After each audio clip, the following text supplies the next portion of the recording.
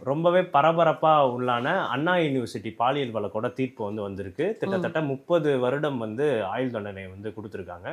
இந்த தீர்ப்போட பின்னணி 11 குற்றங்கள் பத்திலாம் சொல்லியிருக்காங்க. ஆமா. அதுக்கப்புறம் 11 அந்த செக்ஷன். யார் அந்த சார் அப்படின்ற ஒரு மேட்டருமே கோர்ட் ஒரு எக்ஸ்பிளனேஷன் குடுத்துருக்காங்க. இத பத்தி உங்களோட கருத்து என்ன மேம்? ஃபர்ஸ்ட் தீர்ப்பு வரவேற்கத்தக்கது தான். ஏனென்றால் இந்த மாதிரி அரக்கர்களுக்கு கண்டிப்பாக இந்த மாதிரி ஒரு தண்டனை குடுத்தா தான் அடுத்தவங்களுக்கு இது ஒரு ஒரு பாடமா இருக்கும்.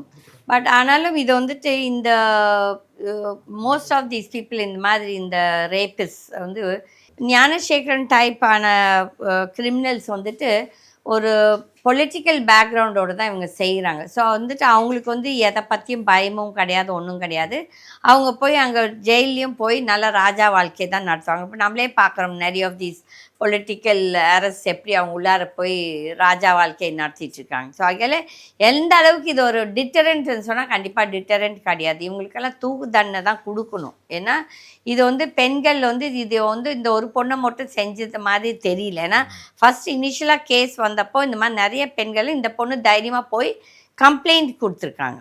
அப்போ இந்த திராவிட ஊடகங்கள், திராவிடா பேக்ட் இந்த ஊடகங்கள் ப்ளஸ் திராவிட அந்த ஆட்டிடியூட் இருக்கவங்க என்னமோ பெரிய மார்பை தட்டிக்கிறாங்க. இந்த மாதிரி ஏதோ இது திராவிட ஆட்சி, தட் இஸ் ஸ்டாலின் அவர்கள் தான், அவருக்கு தான் இந்த இது போகணும்.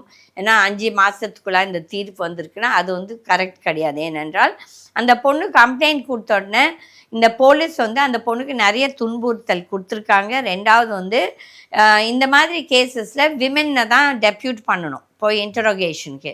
பட் இங்கே என்ன பண்ணியிருக்காங்க, ஆண்கள் அனுப்பிச்சு, அதுவும் அந்த பொண்ணு அன்றைக்கி எக்ஸாம் இருக்குது, இன்றைக்கி எனக்கு வராதிங்க, நான் எக்ஸாம் முடிச்சுட்டு வரேன்னு சொன்னாலும் அப்படி அதையும் கேட்காம போலீஸ் கான்ஸ்டபிள்ஸ், மென் கான்ஸ்டபிள்ஸ் தான் அனுப்பிச்சிருக்காங்க. அப்போ அதில் இந்த ஸ்டேட் கவர்மெண்ட் இதை பற்றி பெருமையாக பீத்திக்கக்கூடாது.